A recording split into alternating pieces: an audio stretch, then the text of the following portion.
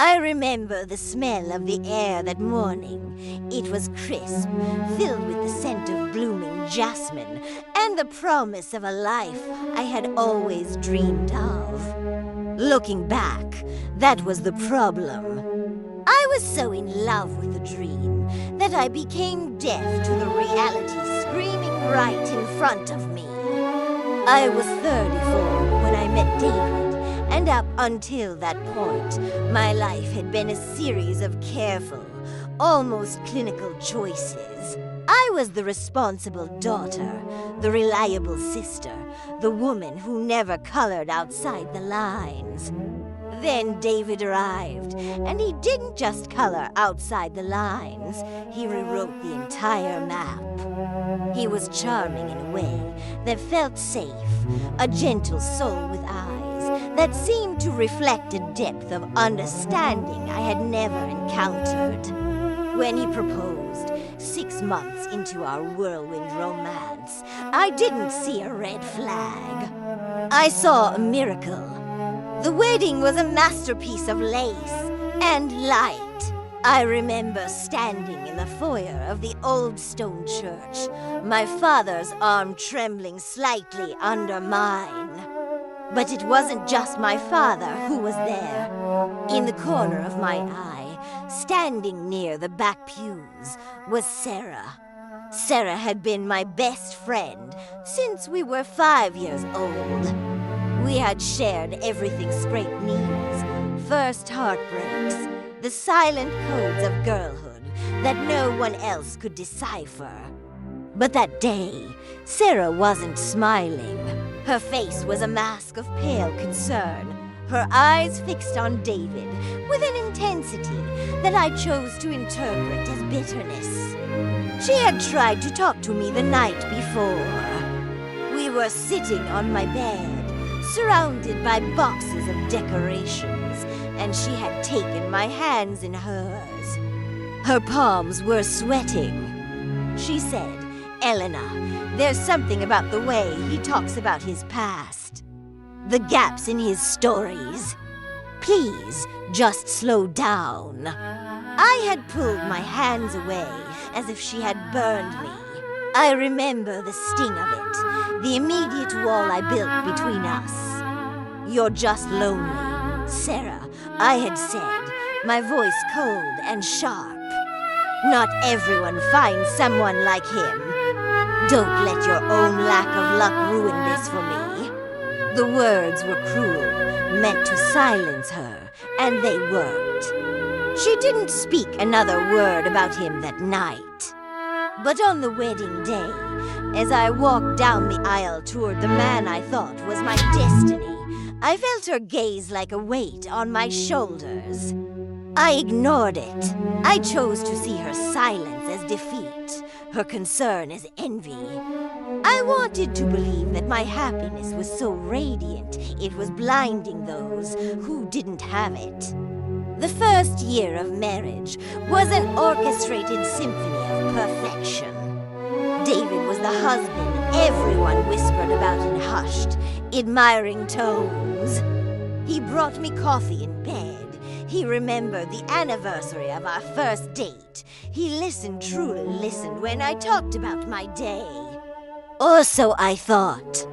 In reality, he was collecting data. He was learning my vulnerabilities, mapping out the boundaries of my trust so he could eventually cross them without a sound. We bought a house on the edge of town, a place with a wraparound porch and large windows that let in the golden afternoon sun.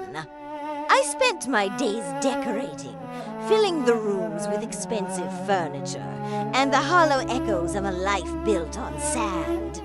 Sarah tried one more time. It was a Tuesday, 3 months after the honeymoon. She called me and asked to meet for tea. I agreed, mostly because I wanted to show off my new designer handbag and the glow of a woman who was cherished. We sat in a small cafe, the steam from our cups rising between us like a veil. She didn't waste time. She told me she had seen David in the city, in a neighborhood he had no reason to be in, talking to a woman she didn't recognize. She said he looked different, harder, more calculated. I laughed. It was a hollow, performative laugh. I told her she was imagining things, that her obsession with protecting me was becoming pathological. I told her that if she couldn't support my marriage, she couldn't be part of my life. That was the day I effectively ended a 29-year friendship. I chose a man I had known for months over the woman who had held my hand through my mother's funeral. I told myself it was an act of strength, a declaration of loyalty to my husband. In truth, it was the first brick in the wall of my own prison. David found me crying in the kitchen later that evening. When I told him what Sarah had said, he didn't get angry. He didn't even deny it with heat. He simply sighed, a long, weary sound, and pulled me into his arms. "It's sad, isn't it?" he whispered into my hair. "How people can't handle seeing others happy. She's just projecting her own failures onto us, Elena. We have to forgive her, but we also have to protect our peace." His voice was like velvet, smoothing over the jagged edges of my doubt. He made me feel like we were a fortress, and Sarah was just a stray arrow that had failed to pierce our walls. I leaned into him, breathing in the scent of his cologne, something expensive, and Woody and I let go of the last shred of intuition I had left. I felt a sense of pride. I was the good wife, the one who stood by her man against the bitter world. I didn't realize that by protecting my peace, I was actually sealing my isolation. David began to subtly encourage this distance from everyone. It wasn't just Sarah anymore. It was my sister, my cousins, my old colleagues. He never forbade me from seeing them. He just made it feel like an exhausting chore. He would point out their small flaws, their hidden agendas, until I started seeing them too. He created a world where only he was honest, only he was pure, and only he truly loved me. And I devoured it. I was starving for that kind of singular devotion, not realizing that it was a cage. I remember one evening, we were sitting on the porch, watching the fireflies dance in the tall grass. I felt so secure, so utterly convinced that I had won at life. I looked at David, his profile etched against the twilight, and I felt a surge of pity for Sarah. Poor, lonely Sarah, who couldn't understand a love this deep. I actually felt superior to her. I felt like I had reached a level of emotional maturity that she couldn't even grasp. That night, David gave me a gift, a gold locket with our initials engraved on it. Inside was a photo of us from our wedding day, both of us laughing. "To forever," he said. And I believed him. I believed him with every fiber of my being. I placed that locket around my neck, and I swore I would never take it off. It was more than jewelry. It was a shackle I had polished myself. I didn't see the way his eyes remained cold even when his lips were smiling. I didn't notice the way he checked his phone under the table. I didn't want to see. I had traded my eyes for his version of the truth, and for a long time, that truth was the most beautiful thing I had ever known.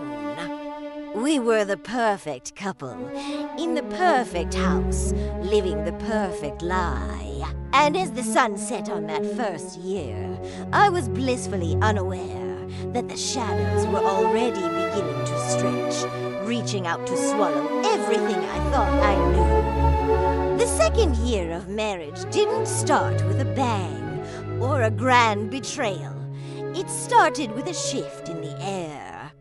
A drop in temperature that I tried to convince myself was just the natural cooling of passion. They say that in a long-term relationship, the honeymoon phase must eventually end, and I clung to that cliché like a life raft. I told myself that David's growing silence was just a sign of comfort, a manifestation of the security we had built.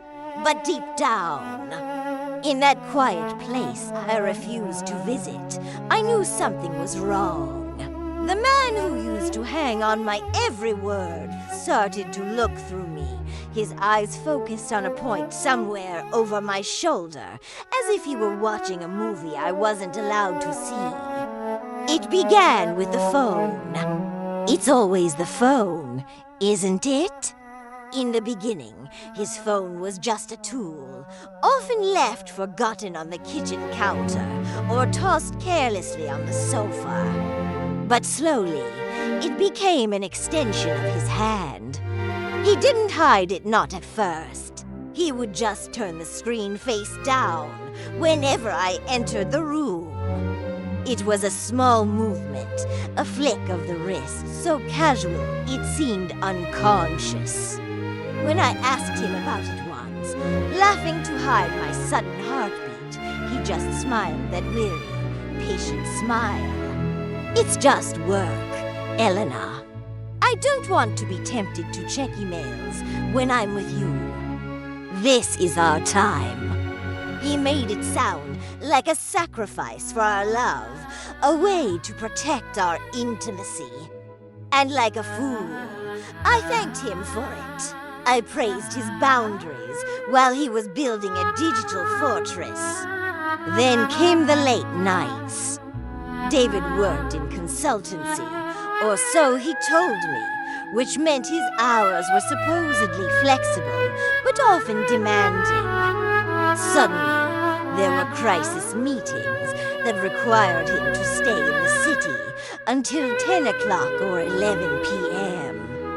He would come home smelling of rain, and the city looking exhausted. He would barely eat the dinner I had kept warm for him, moving through the house like a ghost who had forgotten how to haunt. When I tried to rub his shoulders to reconnect through touch, he would stiffen. I'm just so touched out. Honey, he would say, gently stepping away. The noise, the people. I just need a moment of silence. I started to feel like my presence was a noise he was trying to mute. I felt like an intruder in my own marriage, a guest who had overstayed her welcome. I remember one specific Friday. I had spent the entire afternoon preparing a special meal of beef bourguignon that had simmered for hours, filling the house with a rich, heavy aroma. I had bought a bottle of the wine we drank on our first anniversary. I wanted to reclaim us. I wanted to prove Sarah wrong, even though I hadn't spoken to her in a year. I wanted to prove to myself that the coldness I felt wasn't real. 7 p.m. came and went. Then 8 p.m. At 9:30 p.m., I sent a text, no reply. At 11 p.m., the headlights finally swept across the living room wall. When he walked in, he didn't even notice the candles that had burned down to stubs or the table set for two. I ate at the office, he said, his voice flat, devoid of the melody that used to define him. He didn't look at me. He went straight to the sink to wash his hands, scrubbing them with a fervor that seemed desperate.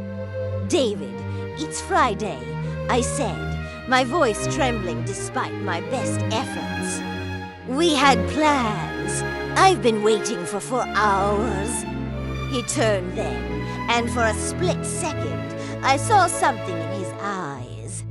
It wasn't guilt. It was annoyance. A flash of pure, unadulterated irritation that I was making a scene. "Elena, I am working to provide this life for us," he said, his tone low and dangerous. "If you want the house, the trips, and the security, you have to accept that I can't always be here to hold your hand. Don't be needy. It doesn't suit you. Needy." The word felt like a slap. I had never been needy in my life. I was the pillar. I was the one people leaned on. But he had slowly chipped away at my foundations until I felt like I was leaning on air. I stayed awake that night, listening to his rhythmic breathing beside me. He slept so deeply, so peacefully, while my mind was a beehive of questions. I thought about Sarah. I thought about the look on her face at the wedding. Was she right? Was there a woman? I tried to imagine David with someone else, but my brain physically refused to render the image. It was too painful, too much of a threat to the identity I had built as David's wife.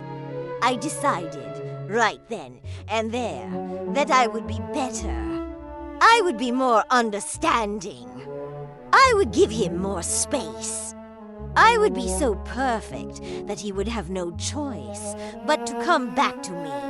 I was negotiating with a ghost, offering more of myself to a man who was already halfway out the door.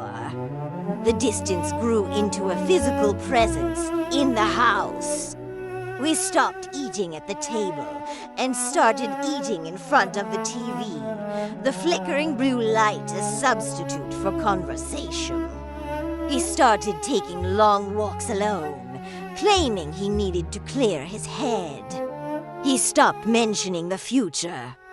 We used to talk about children, the names we liked, the school they would go to. Now, whenever the topic came up, he would shut down. "The world is too unstable right now," he would say. "Let's just focus on us." But there was no us to focus on. There was only him and the vacuum he left behind. I began to find small things. A receipt for a jewelry store, for a necklace I never received.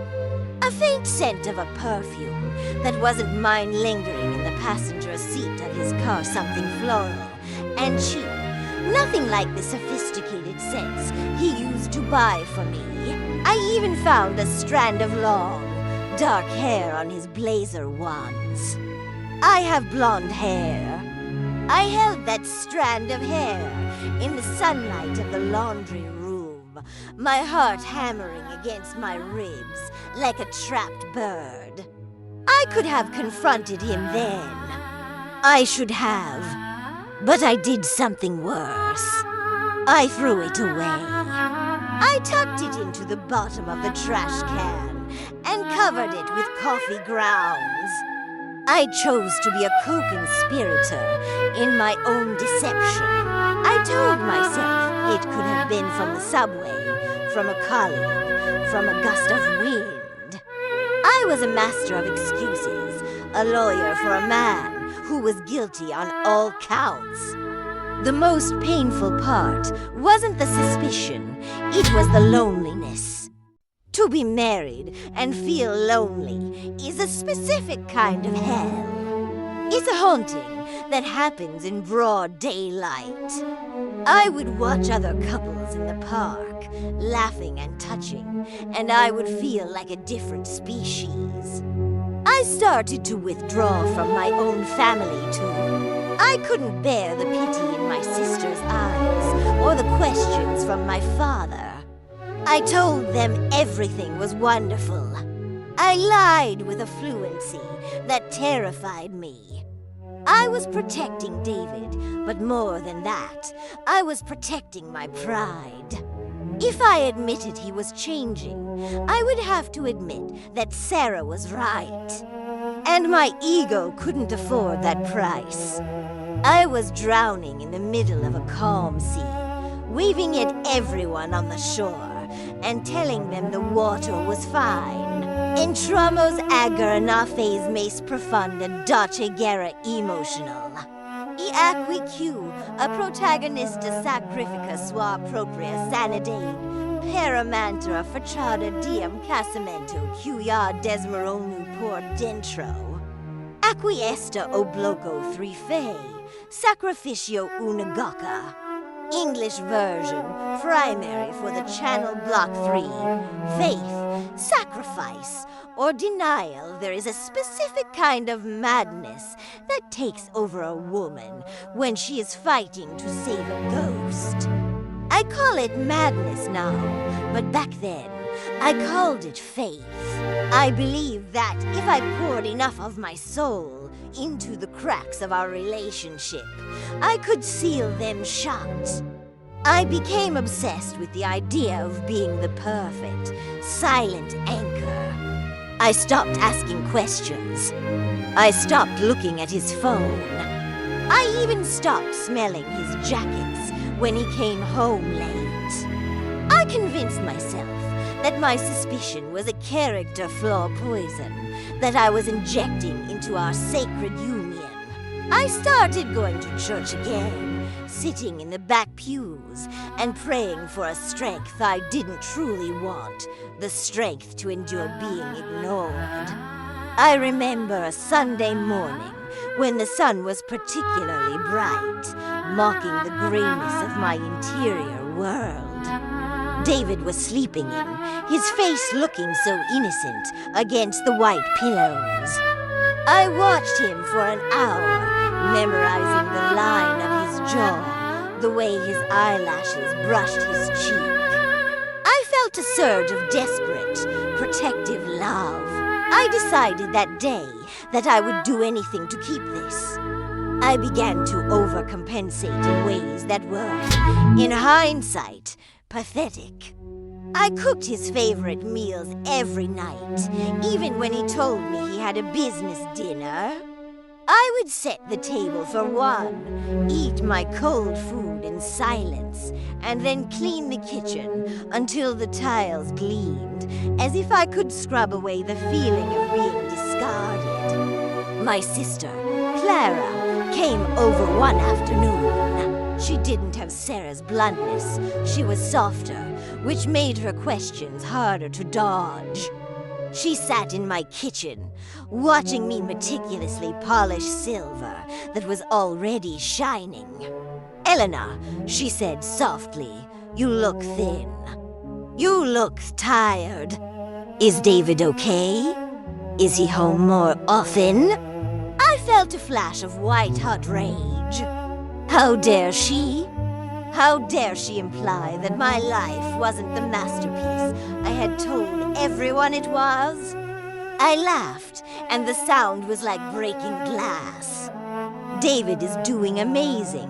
Clara, he's just been promoted to senior lead. We're actually thinking of taking a trip to Tuscany in the fall. The lie tasted like copper in my mouth, but I swallowed it down. I needed her to believe it so that I could believe it. This was the period of extreme denial. I started buying expensive things to fill the void. I bought new curtains, a new rug, a set of crystal glasses. I was building a stage for a play that only had one actor left. David noticed the spending, but he didn't care. In fact, he seemed relieved. He started giving me more money, a monthly allowance that felt like hush money. "Buy yourself something nice, Eleanor," he would say, kissing my forehead before disappearing for another 14-hour day. I took the money because it was the only form of intimacy he had left to offer. It was a transaction. I bought his freedom from guilt, and he bought my silence.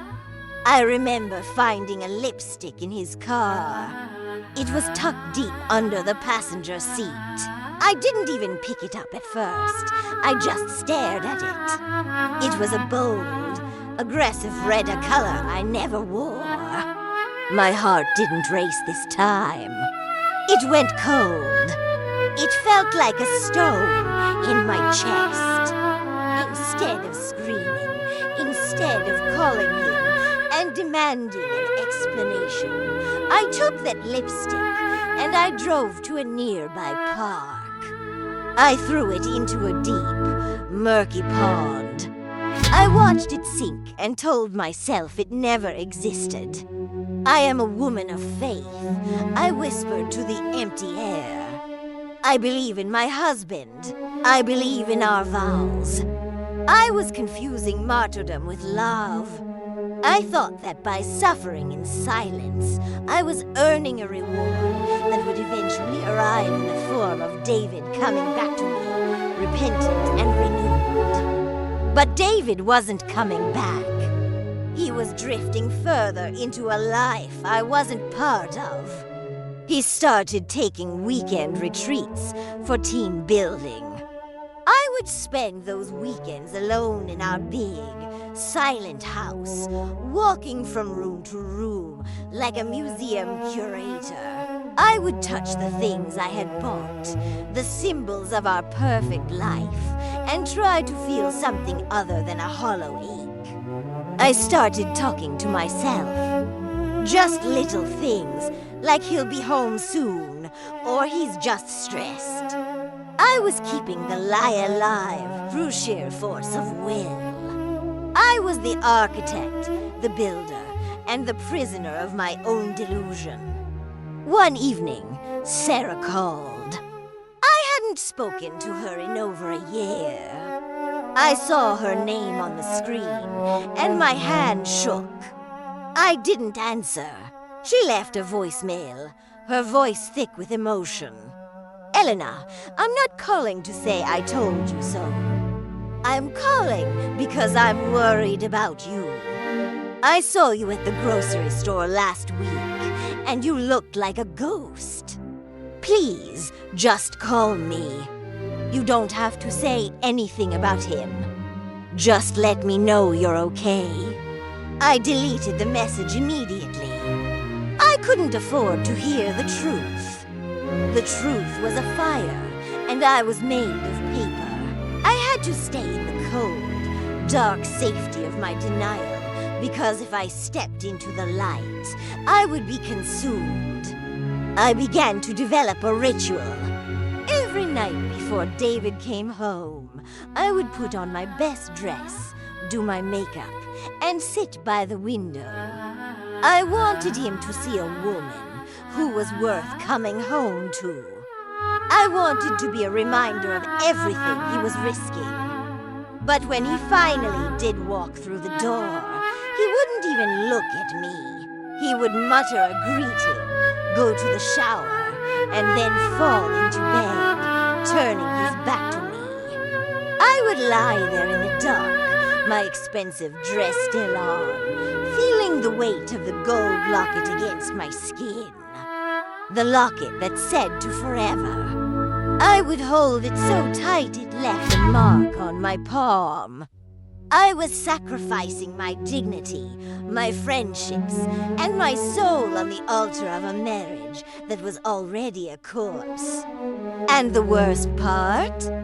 I was proud of it. I thought I was the hero of a tragic love story when I was really just a victim of my own pride. They say the truth sets you free, but they never mention that it first tears your skin off. My liberation didn't come through a whisper or a gentle realization. It came like a lightning bolt on a Tuesday evening, a day that started with the same mundane lies I had grown to love. David was supposed to be in Chicago for a 3-day conference. I had packed his suitcase myself, folding his shirts with a precision that bordered on the religious, tucking a small note into his blazer pocket that said, I'm here for you, always.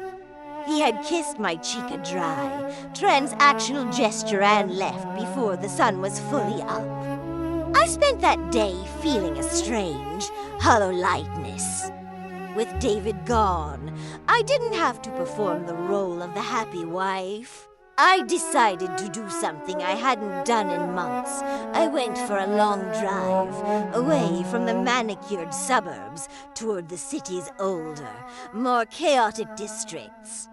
I told myself I wanted to visit a specific antique bookstore. But looking back, I think my soul was subconsciously searching for the wreck that would finally end the suspense. The rain started around 5 p.m., a torrential downpour that turned the city lights into blurred smears of neon. My GPS glitched, leading me down a series of narrow, one-way streets I didn't recognize. I was frustrated, tired, and ready to head back to my empty fortress when I saw it. A car parked outside a small, nondescript Italian bistro. It was a black SUV, exactly like David's. I slowed down, my heart beginning a slow, heavy thud against my ribs. There are thousands of black SUVs, I whispered to the windshield. Don't be that woman. Don't be Sarah. But then I saw the license plate. My breath caught in my throat, a sharp, physical pain. It was his. I pulled over, my hands shaking so violently I could barely put the car in park. My mind, ever the loyal servant of denial, tried one last desperate play. Maybe he missed his flight. Maybe the conference was cancelled, and he didn't want to worry me. Maybe he's having a business dinner here. I sat there for 20 minutes, the rain drumming a frantic rhythm on the roof, until the bistro's door opened. David stepped out. He wasn't alone. He was holding a large umbrella, tilting it carefully not to shield himself, but to protect the woman walking beside him. She was younger, perhaps in her mid-20s, with long dark hair that cascaded over a bright red coat. The same red as the lipstick I had drowned in the pond. But it wasn't just the fact that he was with another woman. It was the way he looked at her. He was laughing a genuine, deep-bellied laugh I hadn't heard in years. He leaned down and kissed her, not on the cheek, but on the mouth, a long, lingering kiss that spoke of familiarity, of passion, of a life lived in the light, while I was kept in the shadows. I felt something inside me snap. It wasn't a loud sound, but it was final. It was the sound of 20 years of trust turning into ash. I didn't jump out of the car. I didn't scream.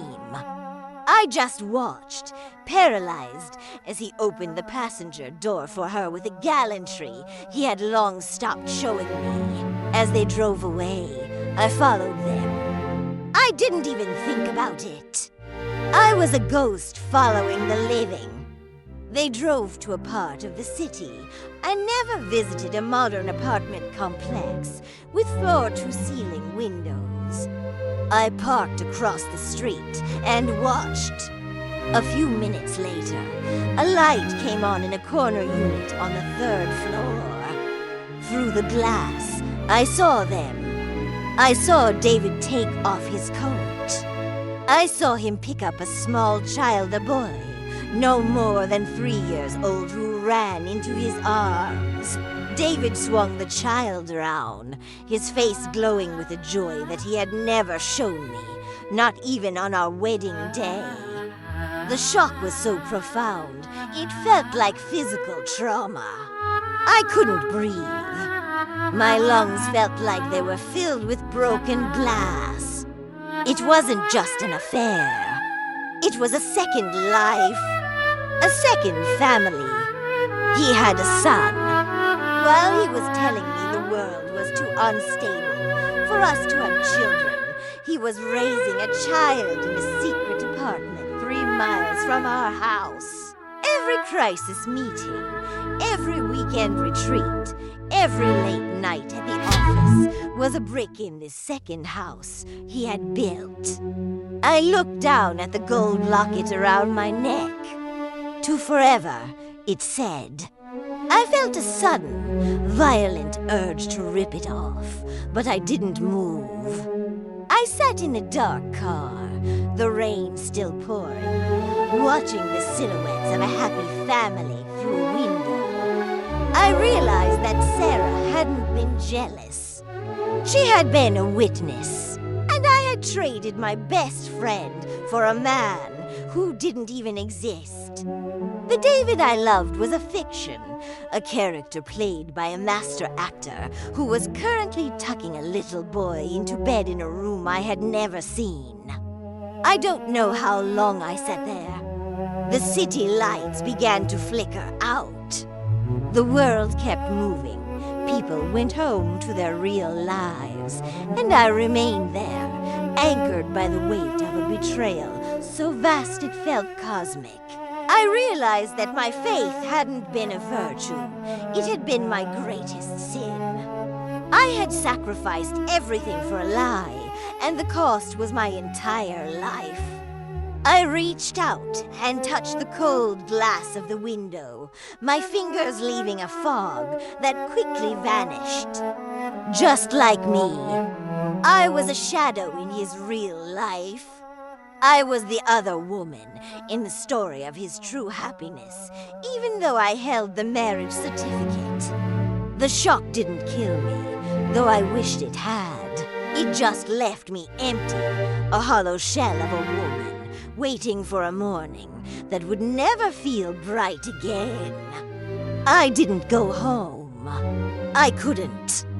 The house with the wraparound porch and the expensive curtains felt like a mausoleum, a place where the version of me that believed in forever had died. Instead, I waited. I stayed in that car, across from the apartment complex, until the sun began to bleed through the gray morning clouds. I watched the lights in that third-floor unit flicker on.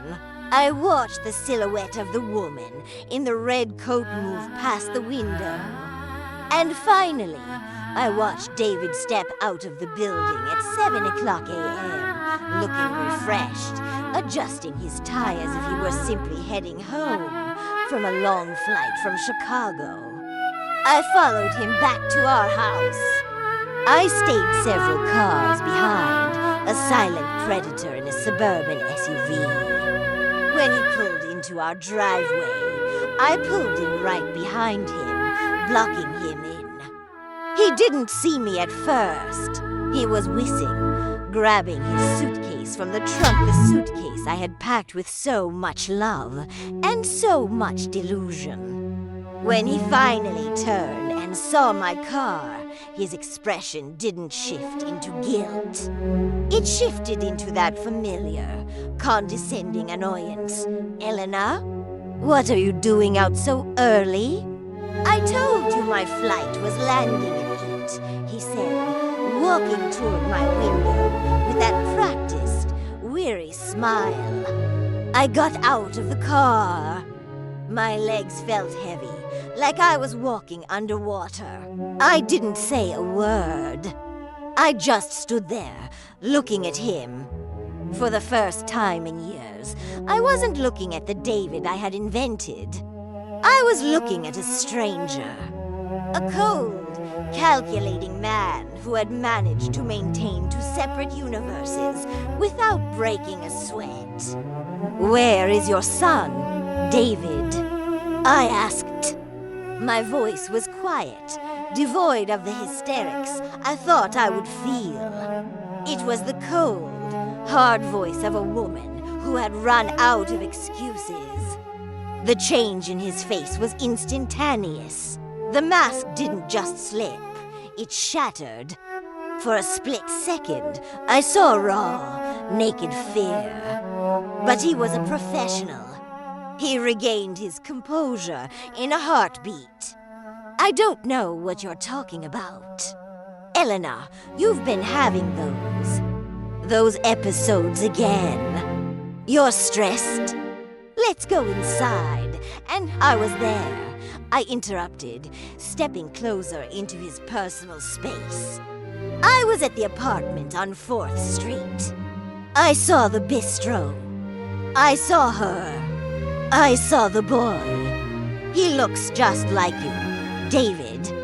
He has your eyes. The eyes you use to lie to me every single day. He dropped the suitcase. The thud it made on the pavement was the most honest sound I had heard in our marriage. He looked around the quiet street, terrified that the neighbors might hear. Elena, keep your voice down. It's not what you think, Doddits. It's complicated. Complicated. I laughed, and this time the sound wasn't breaking glass, it was a roar. You told me the world was too broken for a child. You watched me cry every month when my period came, pretending to comfort me while you had a son waiting for you across town. You let me throw away my best friend because she saw the truth you were hiding. You didn't just cheat, David. You erased me. You turned my entire life into a footnote in your real story. She needed me. He hissed, his voice dropping into a vicious whisper. She's young, she was alone, and she gave me something you couldn't. She gave me a family without the constant pressure of your perfection. You were always so busy being the perfect wife that you forgot to be a person. Elena, everything had to be just right. The house, the decor, the image. I was suffocating. The audacity of it took my breath away. He was blaming my devotion for his betrayal. He was turning my sacrifice into his excuse. I was perfect because that's what you demanded. I screamed, the tears finally coming, hot and stinging.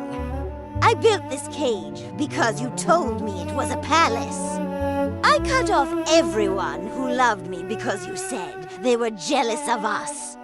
You groomed me to be your silent accomplice, and now you have the nerve to tell me I'm the reason you left. I didn't leave, he shouted back, losing his grip on his calm exterior. I'm here, aren't I? I provide for you. You have everything you ever wanted. Most women would be grateful for the life I give them. Why can't you just stay in your place? My place. I looked at the house, the gold locket around my neck, the luxury car. My place is a lie, and I'm done living in it. I reached up and grabbed the gold locket. I pulled it with everything I had left. The chain snapped, biting into the skin of my neck, leaving a red welt. I threw it at his chest. It hit him and fell into the dirt of the flower bed I had spent so many weekends tending. Go back to them, I said, my voice suddenly calm again. Go back to your real family. But you should know something, David. You think you're happy there because it's new, because she doesn't know you yet. But eventually, she'll see the gaps in your stories. Eventually, she'll find a receipt, or a scent, or a strand of hair. And you'll have to find a third life to hide in. Because men like you don't love people. You love the secret. He looked at me with hatred, so pure it was almost beautiful. He didn't try to apologize. He didn't beg for forgiveness. He just picked up his suitcase, got back into his car, and reversed out of the driveway, his tires screeching against the asphalt. He didn't look back. He didn't even check to see if I was okay. I stood in the driveway, the morning sun finally hitting my face. I was alone. My marriage was over. My reputation was likely in tatters. My house was empty. But for the first time in 20 years, I could breathe. The air felt cold and sharp, but it was real. I looked down at the locket in the dirt. I didn't pick it up. I left it there, a piece of fool's gold buried in the mud, right where it belonged. The days that followed David's departure were not filled with the dramatic flair of a movie. They were silent, heavy, and strangely clinical. I spent the first 48 hours sitting on the kitchen floor, watching the dust motes dance in the light that filtered through the expensive blinds I had chosen to please a man who wasn't there. The house, once my pride and joy, had transformed into a museum of failures. Every vase, every painting, every silk cushion was a witness to my blindness. I realized that the silence wasn't just a lack of sound, it was a presence. It sat at the table with me. It lay in the empty half of the bed, and it followed me through the hallways like a loyal, grieving dog. I had to start the process of dismantling the lie, and that meant facing the world I had shut out. My first call was to Sarah. My hand hovered over her name for what felt like hours. What do you say to the person who tried to save you when you spat in her face? When she finally answered, her voice was cautious. Elena? I didn't even say hello. I just started crying not the delicate, pretty tears of a soap opera heroine, but a raw, ugly sob that came from the very pit of my stomach. You were right. I managed to choke out. Sarah, you were right about everything.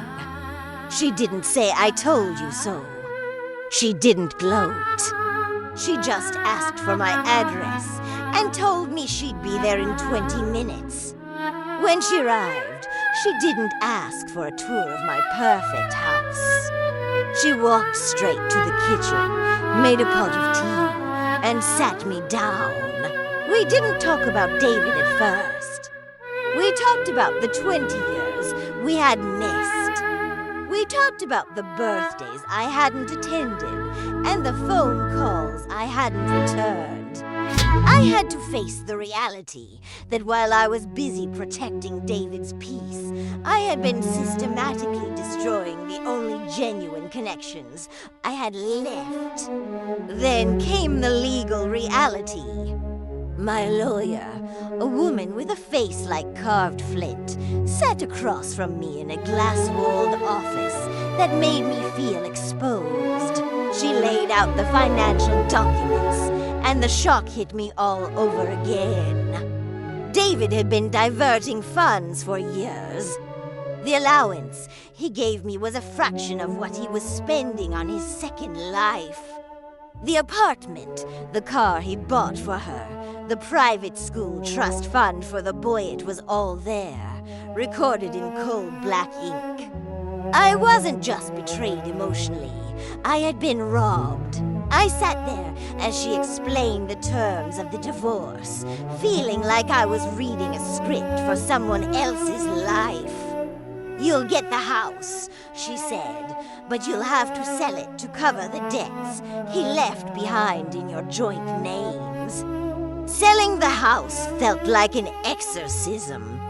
I watched strangers walk through my rooms, touching my things, commenting on the exquisite taste of a woman who had no idea who she was. I sold the furniture, the crystal glasses, the designer handbags. With every item that left the house, I felt a little lighter, though the weight of the memories remained. One afternoon, while packing the guest bedroom, I found a box of old photographs from before I met David. I saw a girl with messy hair and a wide, genuine smile, a girl who loved hiking, who ate pizza for breakfast, and who didn't care about image. I didn't recognize her. I had spent 2 decades murdering that girl to make room for the perfect wife. I held the photo to my chest and apologized to the ghost of myself. The community's reaction was perhaps the hardest part. In our suburban circle, David was a saint. When news of the separation spread, the whispers began.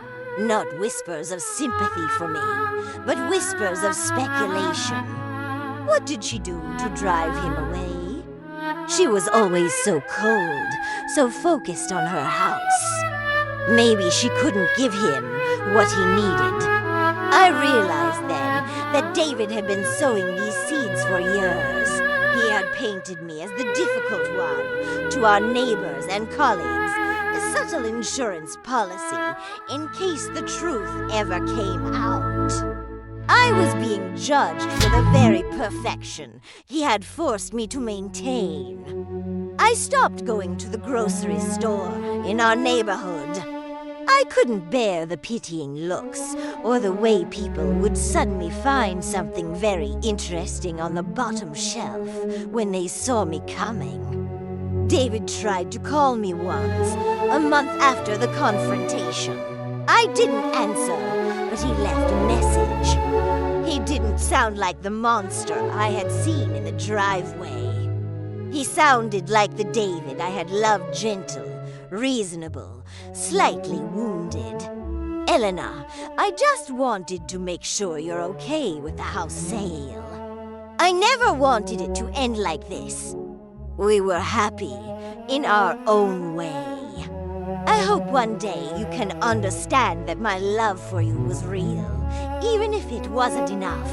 I listened to the message 3 times, waiting for the familiar pull of his manipulation to take hold. But it didn't. I just felt a profound sense of exhaustion. I deleted the message and blocked his number. The realness of his love didn't matter anymore. A love that requires you to disappear is not love, it's consumption. I moved into a small, 1-bedroom apartment in the city, far away from the jasmine-scented streets of my old life. It was loud, the walls were thin, and the kitchen was the size of a closet. But it was mine. On my first night there, I sat on a cardboard box and ate a sandwich in the dark. I didn't have to wait for anyone. I didn't have to check the time. I didn't have to perform. The aftermath wasn't about finding a new love or getting revenge. It was about learning to sit in a room by myself and not feel like I was disappearing. I was a 40-year-old woman, learning how to breathe for the first time. The scars on my neck from the snapped locket had faded to thin white lines, barely visible unless you knew where to look. They were my only jewelry, now a permanent reminder of the price of silence. The silence of the house was not just an absence of noise, it was an interrogator. Every morning, I woke up at 6 o'clock a.m. out of habit, my heart racing, ready to start the ritual of being the woman David expected. I would reach for my robe, head to the kitchen, and start the gourmet coffee press before realizing there was no one to impress. The realization hit me like a physical blow every single time. I would stand there in the middle of a kitchen that cost more than some people's entire homes and realize I didn't even like the coffee David drank. I like tea. Simple, cheap Earl Grey with too much sugar. For 15 years, I had drunk bitter black coffee because he said it was more sophisticated. I poured the expensive beans into the trash and watched them disappear under the eggshells. It was the first of 1,000 small rebellions. The financial audit was a descent into a specific kind of hell. My lawyer, Marcus, was a man of few words, which I appreciated because my life was already overflowing with empty ones. He sat me down and opened a ledger that looked like a map of my own betrayal. He was careful, Elena, Marcus said, his voice devoid of pity. He didn't just take money. He built a mirror of your life. I looked at the spreadsheets. David hadn't just paid for an apartment. He had paid for a lifestyle. He had bought the other woman a car that was the same make as mine, but in red. He had paid for vacations to places we had talked about going, but never did because he was too busy. Seeing the dates on the receipts was like being stabbed with 1,000 tiny needles. While I was home, nursing a flu and waiting for him to return from a supposed board meeting, he was in Aspen teaching a toddler how to build a snowman. The cruelty wasn't in the cheating, it was in the duplication. He was living the life I had earned with the woman I had been replaced by. Selling my belongings was a ritual of shedding skin. I held a private estate sale, which is just a fancy term for letting strangers judge your life choices.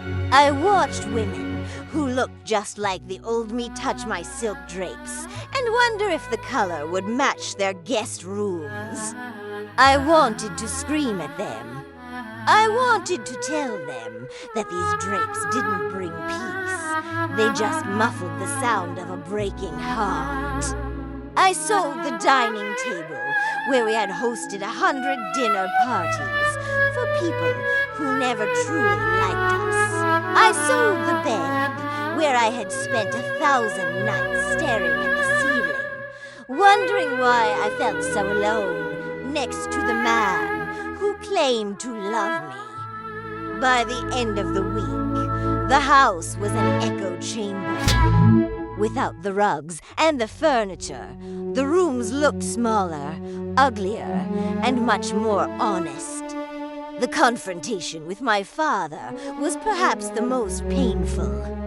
He was a man of the old school. He believed marriage was a fortress you stayed in until the walls crumbled on top of you. When I told him it was over, he didn't ask if I was okay. He asked what I had done to lose my grip on my husband. A man doesn't just walk away from a home like this, Elena, he said, gesturing to the marble countertops. I looked at my father and realized for the first time that he had raised me to be a trophy, not a person. He had taught me that a woman's value was measured by the stability of her husband's mood. That night, I didn't cry. I felt a cold, hard clarity settle over me. I realized that my marriage wasn't just David's fault. It was the result of a lifetime of being taught to disappear. I told my father to leave, and for the first time in my life, I didn't apologize for my tone. I started walking. Not the power walks I used to do in the neighborhood in my designer leggings, but real, aimless walking. I walked through the parts of the city where people didn't know my name or my tragedy. I watched people living messy, uncoordinated lives. I saw couples arguing in public, children throwing tantrums, and elderly men sitting on benches doing nothing at all. It was beautiful. It was the opposite of the sterile, curated existence I had maintained for David. I started to understand that my perfection had been a wall that kept the world out. I was so afraid of being messy that I had become a statue. One evening, Sarah took me to a dive bar. It was dark, smelled of stale beer and old wood, and the music was too loud. I felt out of place in my expensive wool coat. "Take it off, Elle," Sarah said, handing me a glass of something amber and strong. "Nobody here cares how much you spent on your outerwear." I sat there, nursing my drink, watching a woman on a small stage sing a blues song about a man who did her wrong. In my old life, I would have found her common or dramatic. Now, I wanted to climb up there and sing with her.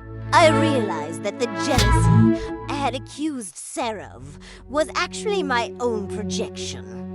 I was the one who was jealous of her freedom, of her honesty, of her ability to see the world as it was, not as she wanted it to be.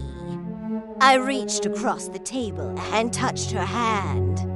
"I'm sorry," I whispered. It was the only thing I could say. "I know," she replied, and that was enough. The move to the apartment was the final act of the aftermath. I packed my life into 20 boxes, no more. I left the rest for the new owners of the house. I didn't want the ghosts of my perfect life following me. The apartment was on the 4th floor of a brick building with no elevator. Carrying those boxes up the stairs was the hardest physical work I had ever done. My muscles ached.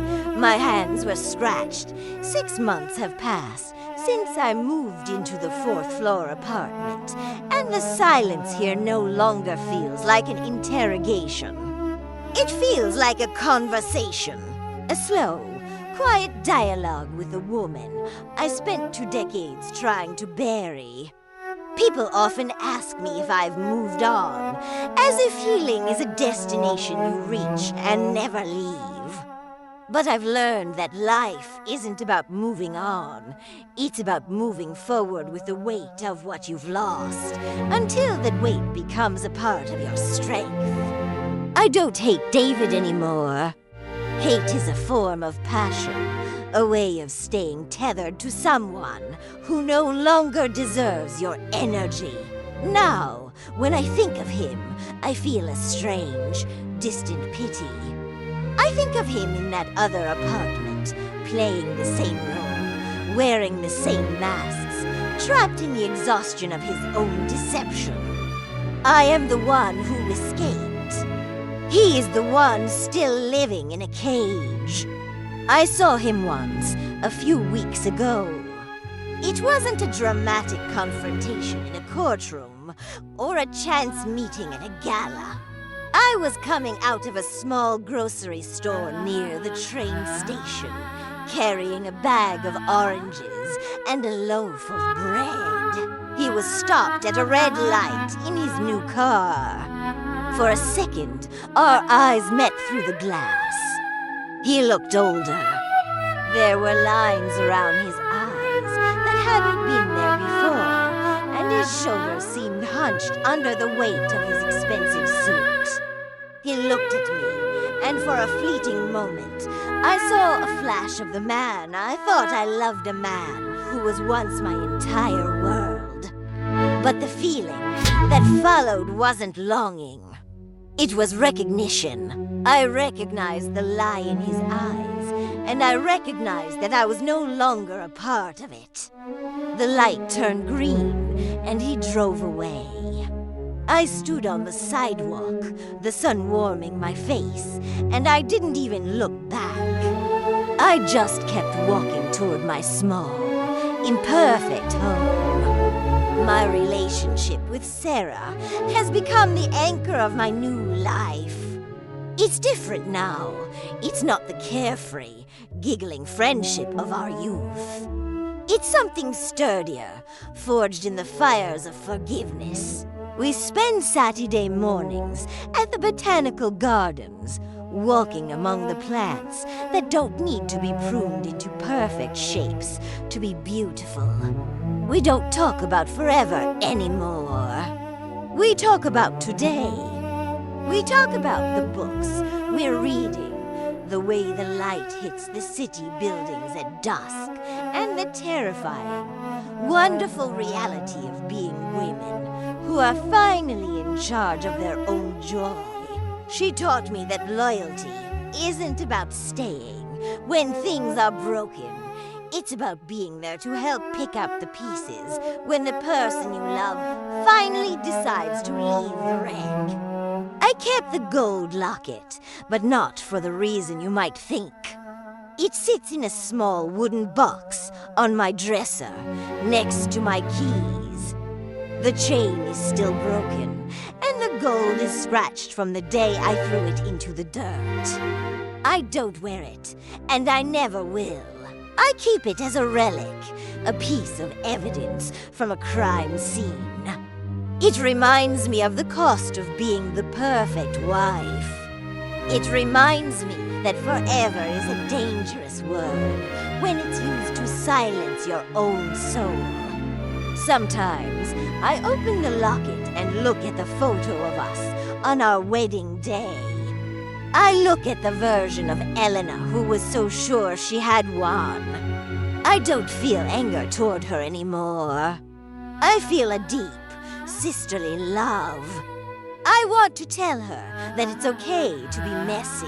I want to tell her that she doesn't need to be a masterpiece to be worthy of love.